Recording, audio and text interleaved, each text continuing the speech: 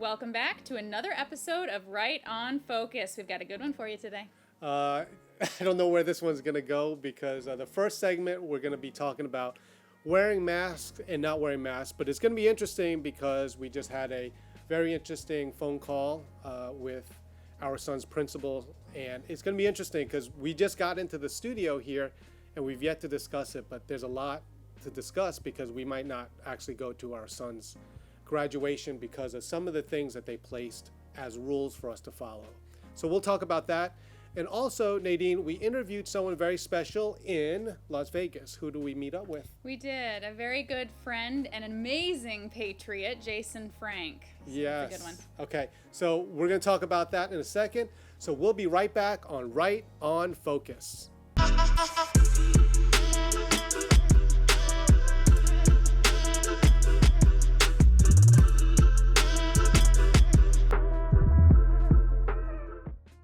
Welcome back, everyone, to Right on Focus. I'm Gene Ho, and this is Nadine Ho. And this is going to be interesting because it's totally unscripted.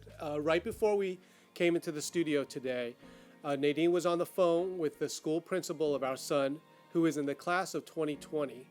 And without going too much on which school it was, I could tell you that it's a private school, and it's a very good school. But Nadine and I have issues on wearing masks and not wearing masks. And Nadine, before we even begin to tell about what it is that the school is asking people to do during the graduation, your opinion, didn't rehearse this, what is your opinion on wearing masks for the C virus? For the China virus? China? The China virus. If you would like to wear a mask, you should. I choose not to wear a mask, so I won't be. It's really that simple. I have no problem with anyone who feels more comfortable that way. I personally feel more comfortable this way, where I can breathe oxygen, not my own carbon dioxide. That's what I choose. You know, and the same thing with me, like I have not worn a mask all through this time. And it's interesting because if you follow along on my journey, I was in New York City, which was at the height, for a full week, at the height of the coronavirus before... January? Yeah, I think it was January or February, but right before it broke out. So I was there when everyone was getting sick at the time. Just so you know, I came back sick. Went into the subways were packed, you know, shoulder to shoulder in the subways. I came back sick. I don't know what it was, but I came back sick. It wasn't that bad.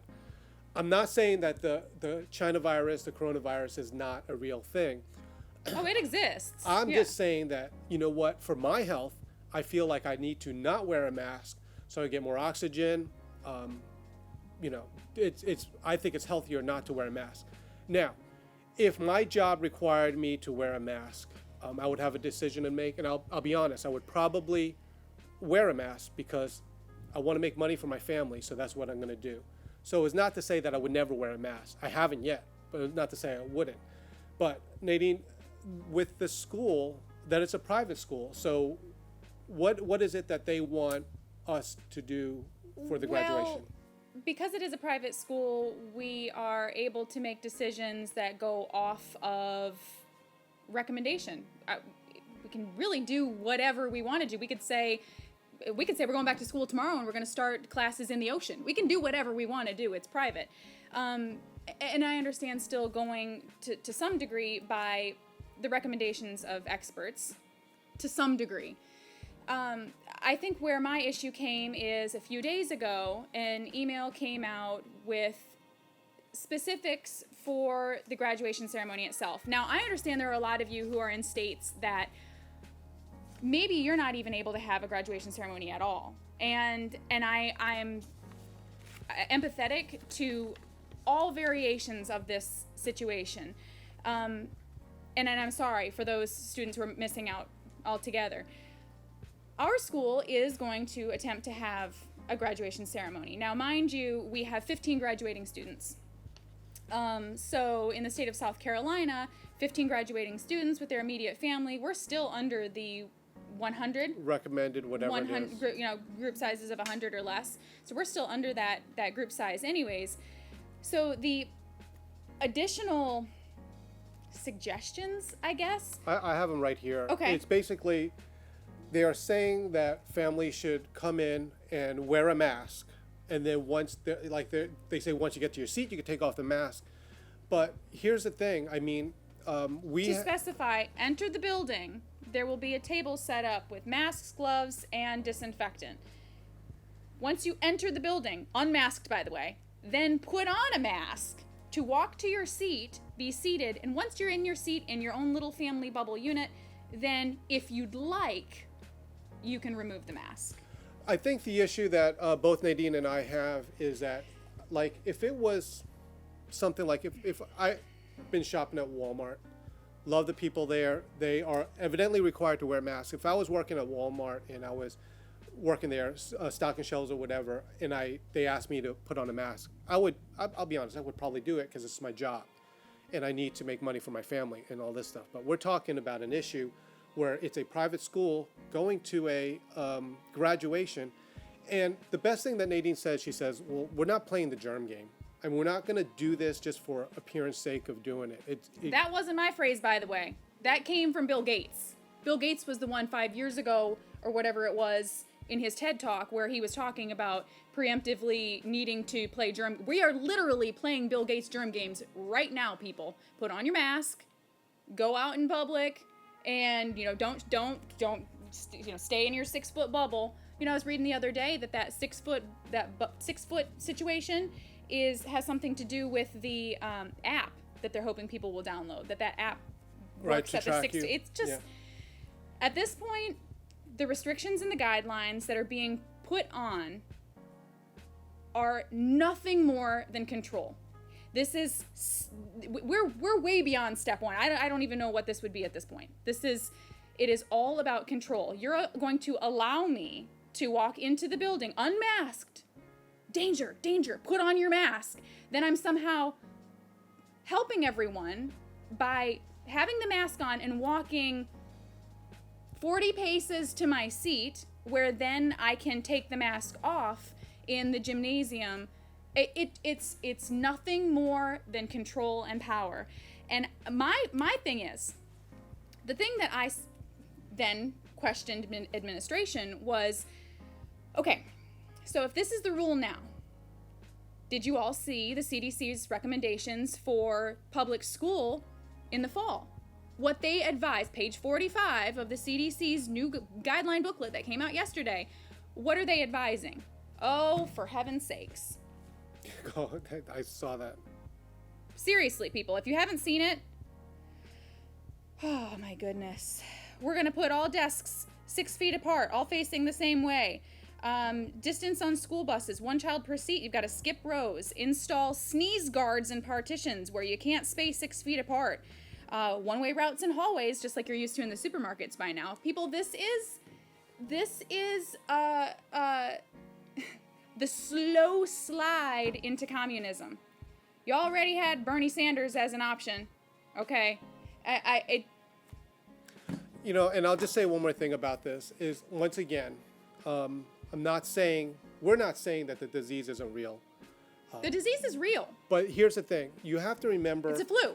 How governmental authorities, especially in blue states, where they want this thing to keep on going forever. I'm going to be talking about this in one of the premium contents, because I talk to people and I know what the goal is, and the goal is basically to have mail-in voting. But I will say this. Before all this happened, Trump was moving around the United States like a master chess player. And he was holding these massive rallies. And these massive rallies, we're not talking about in South Carolina where it's red, or in Texas where it's red. He was holding these massive rallies in blue states, which was like Minnesota, which was like freezing cold, and people are lining up outside. And he's going into California. We were just in California, and just destroying it with the amount of people there.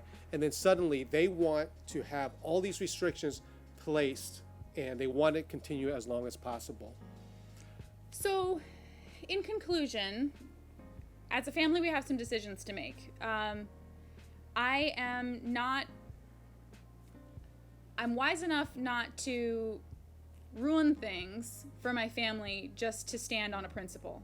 But at the same time, this is our liberty. You are literally watching it being stripped from you. You can say the crazy conspiracy theorists all along have been saying Agenda 21, Agenda 2030, it's coming. Do you people see? You can read all the documents. They're all here. Now it's literally in front of you. Do you see it happening? So you've got some decisions to make, and I'm gonna speak specifically to you Christians, because you people, we have the book. We know what's coming. All right, we already know what's going on. We already know the persecution we're going to be facing to stand on what you believe. So when is it going to be? Is it going to be next fall when the CDC guidelines come out? That's when you're going to decide to stand? I'm not ready right now. When? Decide. You're going to need to decide, and you're going to have to choose to do it, or not, or not. And the other thing about it is, like, the decision we have to make is, at the same time, we're not out to ruin all the other parents. We're not going to go there just to make a stand and say, hey, we're not wearing masks, so we're going to be the rebel in this. That's why we're deciding that we'll probably decide, we'll talk about it later, just to maybe just pass on it and not go. I know our son is okay with it either way. We have respected his decision, and if he wanted to go, he could go. Absolutely. But we all have decisions to make by ourselves. Anyway, we'll be right back on Right on Focus, and we're going to talk about our friend, the Patriot, Jason Frank. USA! USA! My name is Gene Ho. I was Donald Trump's photographer from the earliest days of the campaign until the very last day. A journey of almost 2 years. Find out what Trump was really like behind the scenes. The stories and pictures will warm your heart and restore your trust in America and your faith in God. Read my new book, Trumpography, available now, and be inspired. Welcome back, everyone, to Right on Focus. This is Gene Ho and Nadine Ho, and we had a just amazing time talking to a great man, and his name is Jason Frank. We're going to show you his interview a little bit later on here, but Nadine, in a nutshell, just explain how this regular guy, this patriot, suddenly became famous in the MAGA community. Sure. I guess I would start by saying, if you know Jason, you know he's not a regular guy. He is the warmest, most genuine, he's just a really, really good person. He's kind of a desert hippie. He's what do you call it? Like a homesteader type, but just has the most incredible heart.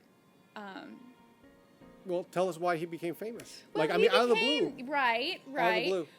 Well, this kind of goes in connection with the conversation we were having earlier, where Trump was having these huge rallies in states that aren't maybe red.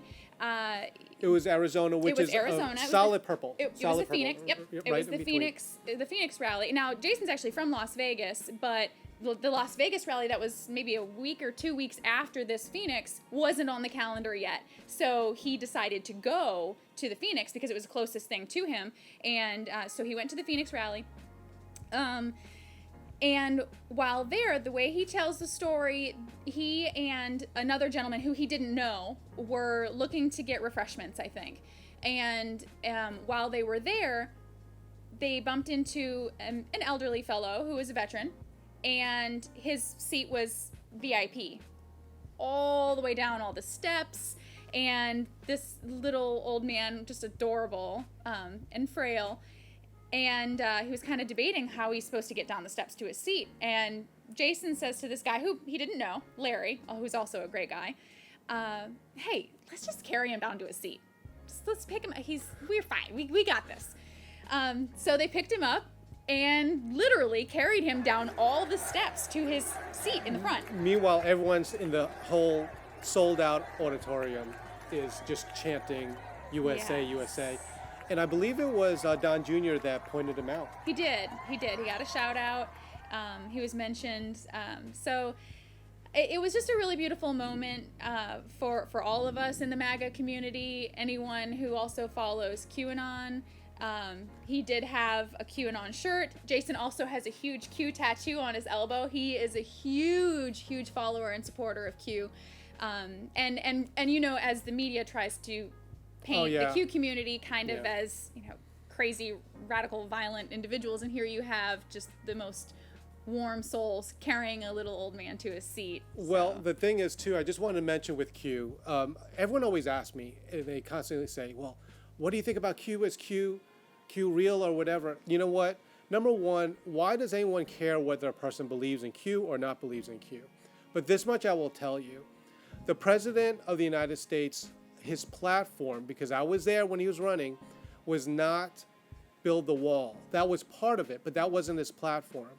Donald Trump's platform when he ran for President of the United States was to drain the swamp. And in many ways, that's what Q is about, whether you believe it or not. Doesn't matter. I don't care, and I don't know why anyone else should care about it. But one of the things that is true, regardless, Donald Trump said he would drain the swamp, and he is draining the swamp.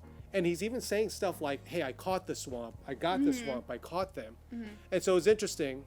Anyway. Well, on that same vein, though, I mean, it was actually Jason himself who said, if I believe in Q or if I don't believe in Q, and I believe in just feels like followers on Twitter. Those sometimes the phrases. But, sorry, we were anyways. Right? So if you choose to believe in this is the last ditch effort. This is the last thing that could possibly turn our country around. You know, we're screwed anyways. The thing is, I believe 100% that Donald Trump is actively draining the swamp. And the thing with this, it was really interesting, is that Nadine was friends with Jason Frank long before this happens. We're going to have this interview in a little bit, and you've seen the clip where he was carrying him down, and it ended up being in an actual official Trump a campaign ad. Yeah. But it's going to be interesting to see this, because when Nadine started talking to him, Nadine was in our house, and she was like, hey, Jason's on TV, he's on TV. And it was wonderful because they were already friends. And when we went to Las Vegas, he was there, and then we invited him. We were staying at Trump International. I was performing at Deplorableluza. And so Jason's there, and we just invited him just to hang out with us. Yeah, just text him to say, are you around? We're at Trump Hotel. If you happen to be around? So, he said, I think I can make it. So we invited him up to our room, and then we asked him, hey, could we interview you for the show? Which is the interesting thing, and I'll just name it because I didn't want to at first. Everyone wanted to interview Jason. Fox News wanted to interview him. He said no. And the only interview that he's ever done so far is ours. Yeah. And so we love that because we know that we trust him and he trusts us, but he turned down all the interviews. And so it was interesting. One more point before we get into this interview. The interesting point with him is that he wasn't part of Deplorableluza. I was there. A lot of other he wasn't originally part of Deplorableluza. So he shows up. Who else is there? Terrence. Yes. Terrence K. Williams. We had Juanita Broderick. The Deplorable Choir. There was a whole lineup. It was numerous. They brought us all in, but Jason wasn't, I guess, part of the official staff of it. Yeah. But as soon as he walked in with us, I mean, this guy was a star. Yeah. He was a bigger star than all of us there. Yep, he was. Everyone wanted to say hello to him. Anyway, we're going to do a commercial break right now, but Nadine and I decided to put in a Trump campaign commercial, but it's the same campaign commercial that Jason Frank was on. So we're going to see that first, and then we're going to go right into the interview with Jason Frank. The Valley prepares for a visit from the president. Many of them slept out overnight. You are seeing the president of the United States come to Arizona. He's what America stands for. He is the best for the Latinos. Right now, the unemployment is the lowest one that has been forever. You got to have 4 more years, period. You're the forgotten people no more. It's great being here in the great state of Arizona with thousands of hard-working patriots who believe in God, family, and country. We are in the midst of the great American comeback. Our country is stronger today than ever before. We're doing something that's never been done in the history of our country. African American and Hispanic American poverty has plummeted to the lowest rate ever recorded. It's all over TV that the folks here tonight have helped a great World War II veteran into the arena. He's a legitimate great hero of World War II. Irvin Julian, an American patriot. Thank you very much. America is thriving like never before. And ladies and gentlemen of Arizona, the best is yet to come. I'm Donald Trump, and I approve this message. Well, I'm all nervous because I guess I'm the star of the show tonight here. And It's true. this is like really, I don't know. It's just, it was a moment, and that's what Nadine and Gene and I were talking about, that it doesn't have to be at a Trump rally. It doesn't have to be a veteran. Like, these are the things that humanity. That's the beautiful thing about this movement, and the friends and the people we get to connect with, is that we are actually serving for the people. But I think the beautiful thing about this moment was they couldn't ignore it. It was so big and so in your face, and that stuff is what they've been trying to hide. They've been trying to paint us as the crazy people, the violent people, and we're not. So, and that act just... You know, it was more than just that. It was like, I think people saw your face and that you were just about to start bawling. I'm not just about to. I was. There's several pictures where I'm just, my eyes are just. Yeah, I think you might have had like a quiver too. You might have had like the lip quiver. Oh yeah. Yeah. This is one of my favorites. Yeah. I'll show you I mean, this my one. goodness. So, and you know, it's funny that you said that about, you know, the unity that showed, because like, I'm going to share something with you guys. I saved it after someone sent it to me. That's right. So my mom, she was so proud of it, and she showed it to one of her friends. And I already love your mom, by the way. Oh, I do too. They turned it into a campaign ad, right? Did you see that? Yes, yes, really? yeah. Yes, and not only did they turn it into a campaign ad, he played it at the he played it on the DNC, on the commercial for the DNC debate in Arizona. Well, you know, And it shows all that unity. People are walking away. They're starving for that. My mom's friend was like, she showed her, totally doesn't support the president.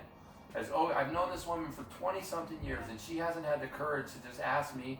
She knows my heart to say, hey, what is it about him? Share that with me.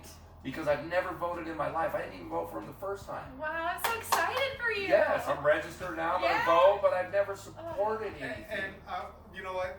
Just so everyone knows, Nadine was friends with him long before this happened, and it was crazy that it was like, wait a minute. That's not friend. I did. I was like, wait, goodness. Gene, are you friends with Jason? Hold up. Do you see what's happening right now? You can't see it from here, but it is like the coolest thing. Oh my gosh, you have to send me that. Yeah, I will. Oh, my I'll show you guys. goodness. Oh, I love You can't see it. The light messes it up. But Nadine will post it on stuff. Yeah. I'll do it. Well, thank you so much. We're gonna have a great time. We're gonna have so fun. We're so much fun partying tonight. Yes. I'm off tomorrow. We're in Vegas, my hometown, born and raised. I might not make it home till. The craziest thing is, it's like, I'm telling you, it's like, we're here and then we're like, I can't believe like you're actually up in that hotel room. Yeah, so crazy. fun. It's gonna be good stuff. Well, thank you very much for checking out Right on Focus. I hope that it's still filming. That's good. Yeah, should be Check good. me- Check me out, Jason Frank on Facebook, or QAnon_1972 on Twitter, I think. Yes, I think you're right. I'm more on Facebook than I am Twitter. I participate a lot on Facebook. Check them out. Yes. Oh, by the way. Just follow because he's you're max. If he's maxed out at the friend level, same thing with Gene on Facebook. You can at least follow so you can still be engaged in the conversation. Yeah, because and we get put updates. everything on public. Everything's public. Right. Yes. Really, really quick. The funniest thing about it, we were all downstairs. Juanita Broderick's downstairs, our friend. We're all downstairs at the Trump Hotel. The most famous person in the room is this guy. This man can't walk through the lobby. No, he's just everybody wants a picture. Normal guy. And when you guys hear me on YouTube and you hear my story, it's a story. And here we are in this moment, like the effectiveness of how impactful we can be in this moment when we come from a loving. There was a time when I had my head in the sand. Then I found out that power players pass lies for truth and truth for lies, especially in areas of life and health. I used to stay quiet, and now I speak up. I red pill my family. I I red pill my friends, and I support redpillliving.com. Red Pill Living has real health products that support longevity, vitality, and detoxification against the deep state attacks on your health. It's redpillliving.com. Wake up, stand up, speak up. Thank you very much, everyone, for watching Right on Focus. I just wanted to remind you that if you enjoy this content, if you go to rightonfocus.com, or if you follow us on Apple TV or Roku, you can see premium content there. Please subscribe. There's a lot more videos to check out. And I give a lot more personal thoughts, similar to what we talked about in the beginning of this program. So check it out, our premium content on Right on Focus, and we will see you next time. You have like so much happening right here. It's called the flavor saver. No. All right, do you want to? You like cut the scissors.